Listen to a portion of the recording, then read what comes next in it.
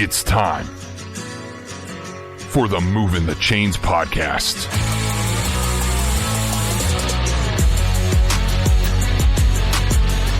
Your home for high school football coverage in the Palmetto State. Every team, every game, every week.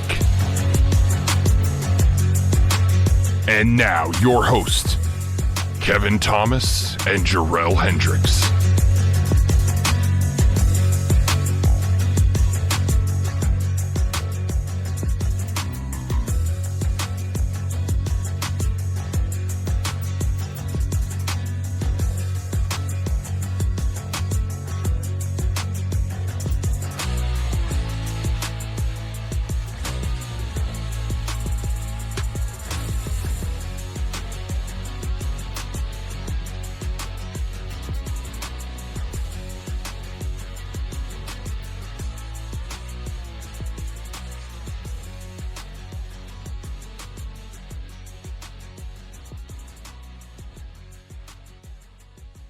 Welcome into Movin The Chains, brought to you by Founders Federal Credit Union. I'm Kevin Thomas alongside Jerel Hendricks. We've got a great interview today, a very special guest, the head coach of the Gilbert Indians, Chad Leaphart. Coach, how you doing today? Oh, doing great, guys. Appreciate you guys having me on here. Well, we appreciate your time. We really do. If you guys are tuning in for the first time, check us out on all social media at Movin Chains, Facebook, Twitter, Instagram, YouTube, etc. MOVINCHAINS, website movinchains.com, and podcast on Apple, Spotify, Google, and more. Coach Leaphart is in his 8th season as the head coach of the Gilbert Indians. Coach, let's just start there with your coaching career. How did you get to where you are now? Where have you been? And give the folks some background a little bit. Okay. I'm originally from Gilbert. I'm this is where I call home. I played football here in the early 90s. Played at Newberry College in the mid-90s and started my coaching career with Pillion, which is in our district and kind of a rival. But Coach Freeman down there, great coach from their history, gave me a shot, and that's where I got started. Moved to Strom Thurmond in 2000, coached up there for 10 years. Really learned a lot under Dusty Triplett and Lee Sawyer as part of 2005 state championship team at Strom Thurmond.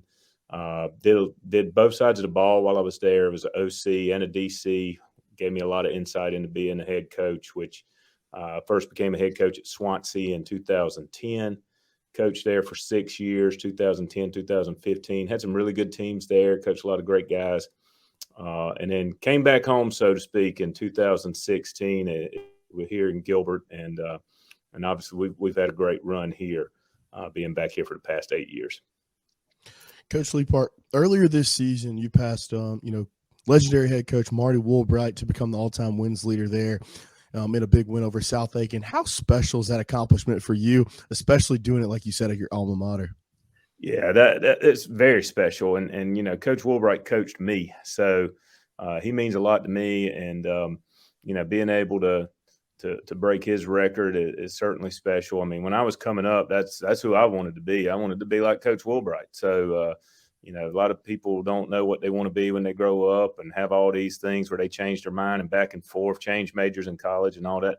I think I knew from about when I was 15, 16 years old, man, I want to be like Coach. And, so I've been fortunate and blessed to be able to have this ride here coaching football and getting to come back home and do it. And so it definitely means a lot. And Coach Woolbright and I still talk. He congratulated me the next morning, called and congratulated me. And so good relationship with him and his family. And it's definitely a special moment. Coach, looking at this year's squad, you guys are rolling right now. For folks who may not be familiar with you guys, what type of schemes do you like to run on both sides of the ball, and do you call plays for either side? I call the offense. So I call our plays on the offensive side of the ball. Mark Cagle calls our defense. He's our defensive coordinator, longtime coach here, and been with me since I came to Gilbert, and longtime coach here in South Carolina. But I guess what we do is we're very multiple. We actually joke about it a little bit, myself and Coach Cagle. We are a junk offense and a junk defense. We do a little bit of this and a little bit of that. And there's a lot of coaches in the state that would tell you, oh, you can't be that way. You can't do that. But the bottom line, I think, and what we try to do is we play to our strengths. We try to play to whatever strengths we have on offense in particular from one season to the next, and then we try to hide whatever our weaknesses are. For instance, you go back to 2019, we had a quarterback, Jai Tolan, that's at Newberry College right now. We would throw the ball 40 times a game. We're, spread all over the field, had some really good wide receivers. Alec Holt that's at Wofford right now. Jemias Holloway's at Newberry as well, among others on that team. Ty Walker was our running back. He's at South Carolina State. Just had a lot of really good skill players. So we spread it out. We threw it all over the place, and that's who we were. Next few years after that, we've had some really good running backs here. Elias Graham Woodbury, Jaden Allen Hendricks, to name a few. Colton Mason came along in that time there, went to Citadel. We were very tight end heavy. My son that's at Newberry, Alex Young. We have a good one coming here, Connor Gooding. So we really became a run heavy team the few years after that. And so it's kind of complete change of who we were on offense. But that's the thing that I feel like that's made us successful, is that we're going to play to our talent that we have.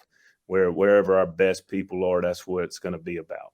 And, and then this year's team is probably the most balanced we've had in a while. It's, we've been pass heavy, we've been run heavy. And that's the cool thing about this team this year, I feel like, is that we can do both. And so we don't have to be quite as one-dimensional. Drake Braddock, our quarterback, does a great job running our offense, and he's really made some big throws for us this year. We have a great group of receivers. We have 2 running backs that both can catch the ball out the backfield.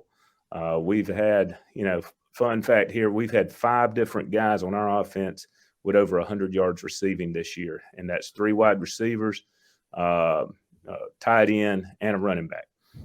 So that you don't see that a lot at any level, much less high school. And I think that speaks to our strength in numbers, our strength in balance that we have this year. And that's kind of where our offense is at. And then just some core parts of it is we go tempo. We are a tempo offense, regardless of whether we're running the ball every play or throwing the ball every play. We go fast as we can. We want to get as many plays as we can during the game. We want to line up and have the next play going as soon as possible. We feel like this also stresses a defense. We change formations almost every play and while we're going tempo. So we add that element to it. So between the changing formations, the tempo that we go, we feel like it forces a defense to turn into a base defense that we're playing instead of somebody that has a schemed up and somebody that can just dial up blitzes on us accordingly. And it keeps them off balance. So that really is kind of the core of what we do. And then we adjust it to our personnel each year. And sometimes, it takes a couple games. This year was maybe one year where it took us a couple games to really figure out who we are. And, but I think we figured that out. And, but that's kind of how our offense works. And then our defense is very multiple as well. Coach Cagle, it's all about creating confusion for an offense and trying to keep them back on their heels. We do not line up and sit in the same defense every play like some teams will. If you have superior talent, you can do that, and that is the way to go. And I'll be the first to admit. But we're not always the fastest. We're not always the biggest. So, but we got a bunch of tough kids that smart, play hard, get after it, and so we just move them around and create as much confusion as we can for an offense. Bring in pressure. We will blitz people, and they know it. We know it, and that's just kind of who we are on that side of the ball. So, again, it's a bunch of different stuff, and it's some things that maybe goes against the grain of what some coaches will say is the way you should do it.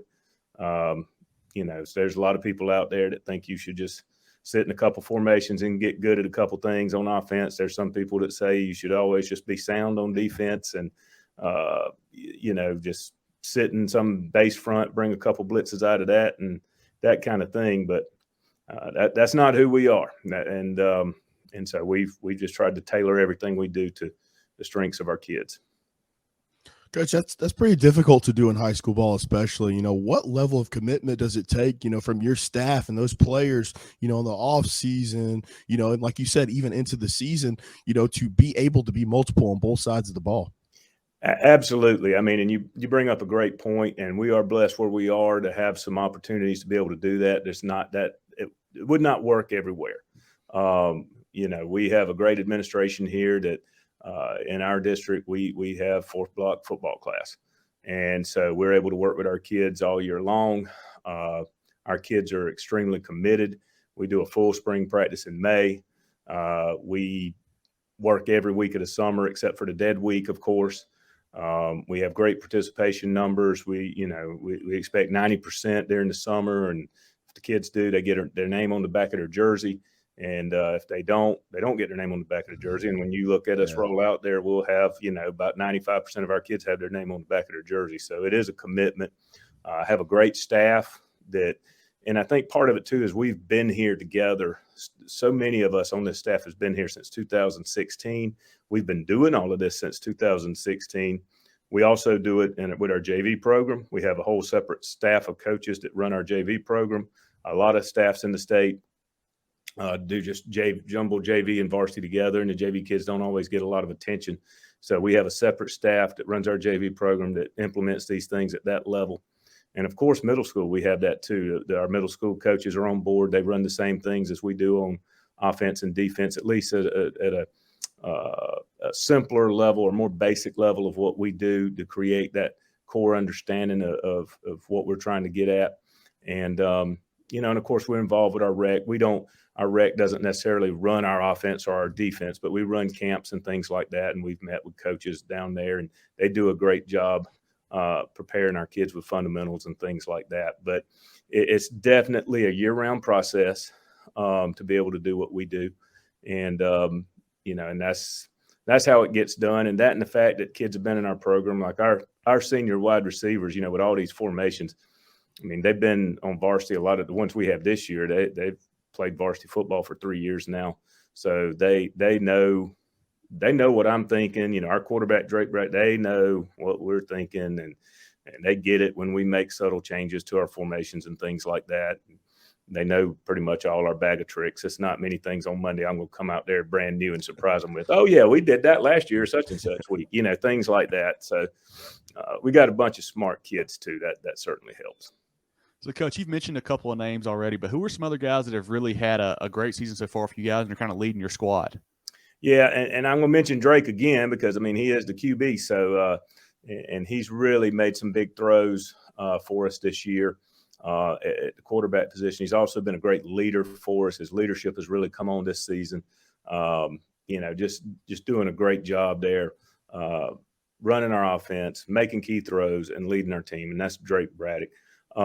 Some other guys offensively, like I said, we got multiple guys that's had over 100 yards receiving. We got Matt Edwards, senior, been in our offense for 3 years now, been a part of it. He's even played quarterback before, and now he's playing wide receiver. Chance Guthrie, been in our offense a long time too, senior. We got a couple juniors, very talented wide receiver, Crew Morris, that we move around all over the place. He'll play wide receiver. He'll play running back and return game guy too. Very savvy, crafty football player. And then tight end, he's just a junior, Connor Gooding. And that's one of the keys, I think, to our offense too, is having that tight end that can be a Swiss Army knife. Connor can put his hand in the dirt and drive a defensive end out of there. Connor, we can put him at H-back and do the job there. And then we can go 4 wide and never change personnel. We can go empty and never change personnel with Connor and spreading him out, playing wide receiver. He's a kid that's about 6'3", 215 and can run about a 4.7. So, having a kid like that gives you a lot of versatility as well. And then our running back, Jalen J, has had a big year. Carrying the football for us and got great hands out of the backfield, had a huge night against Saluda, when they were going 0 man on us. And, when you do that, it's you kind of daring somebody to throw it to the running back because it's hard to find the running back sometimes. And we got him lost and he made plays and had like 140 45 yards receiving that night.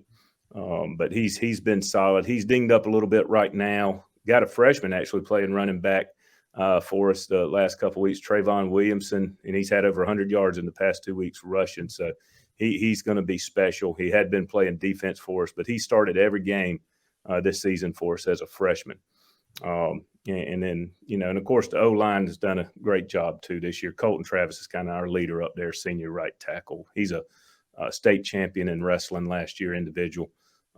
Tough kid, understands leverage. Not the biggest, but, about 5'11", 215 guy that just understands leverage and gets after it. Defensively, a bunch of different guys there too leading us on tackles. But I think we start over there with Caleb Streesey, defensive end. He's Shrine Bowl selection. He plays defensive end, outside linebacker, depending on what front we're in, what look we're given in any particular moment. But the big thing that he does is he can come off the edge and wreak havoc. He's a kid that's 6'3", 215, runs a 4.6, and he's rangy, leads us in sacks, probably tackles for loss, and just causes a lot of disruption on the edge, and great motor. And then really our defensive line, it's like Caleb, you got Xavier Davenport inside at D tackle, Kelvin Blackwell in there. Both of those guys are veterans that have played a lot of football games, 3-year, 2-year starters, and those three up front. And that's where it starts for us. We move them around. We never sit them in the same spot. They're always moving around, slanting, twisting, lining up here, lining up there, creating confusion. And all three of those guys run under a 5-flat 40. And so if you can have that in high school defensive line, that's pretty good. They're not the biggest by any means, but they're quick, they're fast, and they play hard. Our linebacking core, we've had a couple injuries there, to be honest. Kyler Siegler's been injured, and he was a great leader for us, getting guys lined up. That's so important. Again, having that quarterback on that side of the ball, because we do so many different things, and making sure we're good with what blitzes we're doing, making sure we're in the right alignment. Kyler Siegler was somebody that did a great job at that. And then secondary, Eli Mayer's been great at corner for us this year, locking people down. He's about 5'7", 5'8", so people like to take shots at him, but he's been great and up to the challenge all year out there. But just really a lot of veterans on that side of the ball. I think we returned 9 starters on defense from our team last year that went to 3rd round. So that's I guess that's a pretty good wrap up there. Some of our key guys. We got a lot of good guys playing hard right now.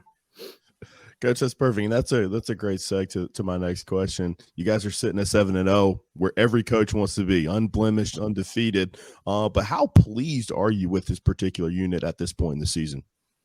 Oh, it's it's things are going well. We just got to keep challenging our guys every day, and we know we got bigger challenges to come too if we want to do what we want to do. But just real happy where we are. We had some question marks coming in. We've had some key injuries this year. We lost, I mentioned about Kyler, and then, we've had a starting offensive lineman. Cal Garris got hurt before a game. He started every game for us last year. Big, strong kid. So we had a couple injuries. We have had some things like that. And then, and you're having to replace some people, especially on offense. And, losing our running backs from last year. And so you got some question marks, and you want to see how the guys are going to respond. And they've really met every challenge so far. And, of course, we got a lot more to meet. But real pleased with them so far, and looking forward to getting a little bit better each week, building here as the games get bigger as we go. Yeah. Coach, we had the privilege of being down at a ball game at Gilbert America a couple weeks ago. It's just a great atmosphere, great environment. How would you kind of describe what it means to the community and just what a Friday night's like there in Gilbert, folks who maybe hadn't been to a game? Yeah, we're a throwback. We're like the old days whenever the town would shut down and everybody's at the football game. I think what you see at a lot of places now, and we see it when we travel and go to some places, is they'll have their band, they'll have the cheerleaders, and you'll have basically all those kids' parents will be at the game, and that's who's there. and it's a lot of aluminum in the stands. You know, that's where we are now. There's so many other things to do, and but in Gilbert, there's not much else to do. So it's Friday night football is what it's all about. It's the way it was when I played here, and we get people, the entire community, they come out and support us. It's not just mamas and daddies. It's the community members. It's the guy that played here back in 2000, and it's the guys that just graduated all come back too, and everybody else in between. And what that does is it creates a pretty special environment. Our kids get to play in front of a packed house, or at least our side's usually always packed. And we've had, this year's really been special because we've started off the season with Batesburg-Leesville, huge rival game. Mm-hmm. They support their kids like ours do. So their side is packed. Our side is packed. That's what it's all about. Then, you know, a couple weeks later, we play Lexington, same kind of thing. They support their kids. We support ours. That place is really packed in, and just incredible electric environment for kids on both sides to play in. And then the Saluda game that you guys were at, Saluda again is another community that they love football, and it's their community's going to come out and support it. And they took the short drive down to our place, and again, it was a great crowd that night, a great atmosphere is what it's all about. And so our kids have been fortunate to play in some games like that. And I think there's some kids in the state that don't get to play in games like that, and that's what I remind our kids, that some places don't have the support we do, and that kind of thing. And even at our place, you know, you just go back a couple of years, and there was the COVID restrictions, and we could only sell 750 tickets to the football game. And so we had a group of kids that come through for about 2 years. And even the year after that, there were people still scared about coming out because of COVID. So 2020, 2021, you know, we didn't have the support in the stands that we had before those years, and that we've had since in the last 2 years. So, you know, I kind of remind our guys that, you know, don't take this for granted playing in front of this packed house on Friday night. There's guys just a couple years older than you never got to do that here because of those things. And so just reminding them of that. And we definitely in a special place, and it's great for these kids to get to play in it. That's definitely a special place. That's one of the best environments, you know, one of the best facilities that we've seen in our time covering high school football. So we really enjoyed it. Take your financial game to the next level with Founders Federal Credit Union. Reach your full potential. Relax. Join Founders today. Visit an office near you, or relaxjoinfounders.com to apply. Federally insured by NCUA, member qualification required. Coach, we're going to transition to a couple easier ones. Before that game, we came to see y'all at Saluda. We had a great meal at Price's. What are some of your it was fantastic. What are some of your favorite restaurants in that Gilbert and surrounding areas? Well, Price's is great. I actually don't live very far. I live pretty close to Price's, so that's good barbecue. Yeah. That's 4th of July staple right there. Joey's Sub and Sandwich Shop right here close to the school is a go-to place. You know, Joey's been there since I played. So, you know, when I was in high school, we would go over and grab a sub at Joey's before the game and stuff like that. So that's a staple here in our community. And then, you know, and it's not in our community, but folks here, they're going to go to Sheely's Barbecue too, right up the road in Batesburg. And that's kind of a staple here. And Sheely's has always been great supporting us, even though they're in Batesburg. They, you know, they're sponsors of our programs and things like that. And so certainly do a great job. But I guess barbecue is one of the main things around here, but that's probably everywhere in South Carolina. But got to have the mustard base around here. I'm more vinner guy myself, but I'll do both, you know. We got excited. We had Prices before the game, so we were excited and disappointed at the same time. We see the concession stands. They had Sheely's barbecue sandwiches that you guys had offered there, and I was like, right. We might have messed up. We should have stayed here. So it was awesome to see. I love it. Oh, Coach, I read an interesting article, I think it's from a few years back now, about how you're kind of you're a U.S. history buff. You're a teacher of that. How do you kind of, you know, put some of that into your football coaching and teaching, you know, kind of the kids on that side of the ball as well? Well, there's a lot of things, you know, being a history buff, I've always liked the military aspect of it, military history and study battles and generals and things like that. And how that sometimes plays into athletics is when it comes to leadership and you know, and so how do people lead? And And, in battles and things, there's a lot of things we transition over. The whole expression next man up, when somebody goes down and you have to have that next man up mentality. And, that goes back to the days, say Revolutionary War days, when they all used to stand in a line and march across the field, and then they get close enough to one another to shoot, and then they just stand there and shoot at one another in wide open field. But when somebody falls down, there were rows of them. That next guy would stand up and fill the ranks. They close the ranks and fill in. And I have used that analogy before when we've had injuries to guys, and hey, next man up, and next man's got to step up and fill the breach and that kind of thing. So we've used things like that, or I have. But there's lots of things. U.S. history. We've talked about the Spartan mentality and stuff, because the ancient Greeks and their soldiers and things like that. And so I've used some of that stuff with talking to our guys, and but if anything else, it's learning how examples of leadership, I think, through history and that kind of thing. Coach, you and your team tomorrow loading up. You're heading over to Orangeburg Wilkinson. What are you throwing on the playlist? What's on the playlist, the music for the bus ride tomorrow? Oh, I don't know. I don't get into all that stuff with some of the guys. There's no telling what our guys will be listening to. I'm just a guy that I probably don't even listen to any music. My coaches, they'll all have all the earbuds in and AirPods and all those different things. And man, I'll just sit there and just kind of look at the road and just get my mind right on the bus, and just kind of, it's all quiet, and just kind of get focused and dialed in that way, and look at the nature out the window, man. That's kind of the way I am, and roll, and think about what we need to do. So. Yeah, I'm going to go back to back here, because I know Kevin's got a good one to wrap things up.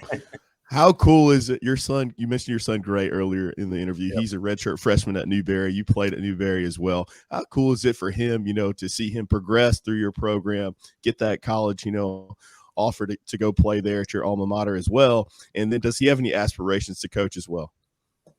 Yeah, no, it's special.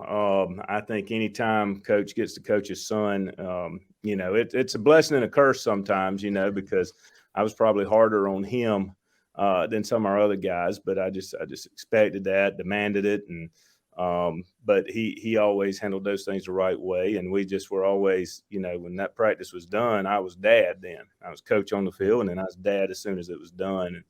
But just real proud of how he developed in his time at Gilbert, and of course now he's at Newberry, and he's playing up there, and proud of what he's doing there. It's certainly a special, though. That opportunity to do that and get to see him grow from seventh grade on, into from just this little kid that didn't half know what he was doing. And then by his senior year, he's 6'4", 220, and, and doing great things all over the football field. So very special, so certainly, I think any coach has opportunity to coach his son. That's a big deal. Last one here for you, Coach. Last year you guys won the region title, went all the way to the third round before losing to eventual state, title winner Beaufort. What will it take to make a deeper run this year, and do you think this team is poised to do so? Well, I think one of the things that we're able to do this year that might make a difference is that we are more balanced on offense, and I feel like the defense that we have this year, it might be one of the best ones we've had. Obviously, jury's still out. We got work to do, but they certainly have the potential to be the best defense we've had since I've been here. And y'all know the saying. I mean, at the end of the day, defense wins championships. You got to be good on defense. You got to be able to stop people when it matters. So, I think with our D-line, the guys that I've mentioned earlier, like Caleb and Kelvin and X-Man, as we call him, those guys winning that line of scrimmage up front on the D-line, that will be huge for us to have the success we want. And then that balance on offense of being able to do both, throw it and run it, because, at the end of the day, if you last year we were such a run-heavy team. We had two great backs, but we were a run-heavy team, and, and we're dealing with, 8, 9-man boxes and everything else. And it gets harder. You have some tough sledding, there when it gets about that third round. And, and I think this year people are going to have to, they're going to have to decide whether we're not going to let them throw it or we're not going to let them run it. And then hopefully we're able to execute what they give us, because it's hard to take away both. So I think those two factors certainly bode well for us. And we do have 21 seniors. So, that's a good number of seniors to have. More 17, 18-year-olds you can put on the field in high school football. That's usually better than 15, 16-year-olds. So that does matter. And so those factors there, I think, certainly help us and in our favor to make a bigger run this year. But still, winning's hard, guys. So it's we still got a lot of work to do. Well, this has been great. Definitely everyone to go check out Coach Leaphart, the Indians program on Twitter and Facebook and everything. They do a great job posting updates and player info, so definitely check them out on there. Like I mentioned, follow us on social media at Movin Chains, MOVINCHAINS, movinchains.com. Podcast on Apple, Spotify, Google, and more. Movin Chains brought to you by Founders Federal Credit Union. Jerel, anything else for Coach? We'll let him go today. Oh, Coach, thank you so much for your time. You said winning's hard, but you're making it look easy. You got a really good team this year. You guys are, quickly turning Gilbert into one of the premier programs in the state. It's going to be a lot of fun keeping up with you guys, because especially 3A playoffs going to be a dogfight this year. But thank you so much for your hospitality a few weeks ago, and we wish you guys continued success and health as you progress down this stretch run. Thank you, Jerel, and I appreciate you guys and what you do for high school sports and promoting these programs and these kids that we all have out there, and that's huge and much needed. So appreciate what you guys do. Coach, we appreciate your time as always. Look forward to seeing you again here in the stretch run, and best luck the rest of the way. All right. Thank you.